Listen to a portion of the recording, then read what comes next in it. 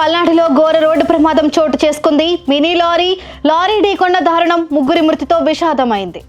పల్నాడు జిల్లా మరోసారి కన్నీటి సంగతికి వేదికైంది. ఉదయం ఒరిగిన కొద్దీ శివాపురం వద్ద రోడ్డుపై దారుణ దృశ్యం చోటు చేసుకుంది. వినుకొండ మండలంలోని మినీ లారీ ఒక్కసారిగా ఎదురుగా వస్తున్న లారీని గట్టిగా ఢీకొట్టింది.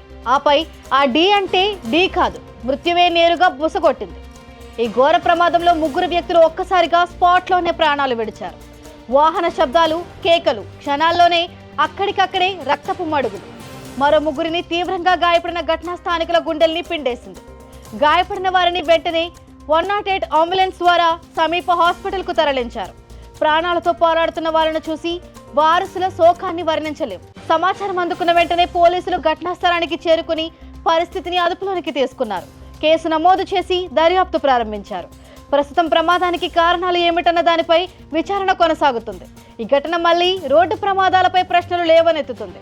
ఓవర్లోడింగ్, డ్రైవింగ్ లో అప్రమత్తత లేక బ్రేక్ ఫెయిలా, ఆ మర్మం తేలాల్సి ఉంది. కానీ ముగ్గురు అమాయకుల జీవితం తుడిచిపెట్టుకుపోయింది మాత్రం నిజం. వెంటనే సహాయం అందించిన స్థానికులకు అభినందనలు. కానీ ఎన్ని అప్రమత్తతలు పాటించినా రోడ్డు రక్తపాతానికి వేదిక అవుతుందంటే ఆలోచించాల్సిన అవసరం ఎంతైనా ఉంది. ఒక్క ప్రమాదం, ముగ్గురు ప్రాణాలు. పల్నాడు ప్రజలు విషాదంలో మునిగిపోయారు. మరిన్ని అప్డేట్స్ కోసం చూస్తూనే ఉండండి కైసర్ న్యూస్ తెలుగు.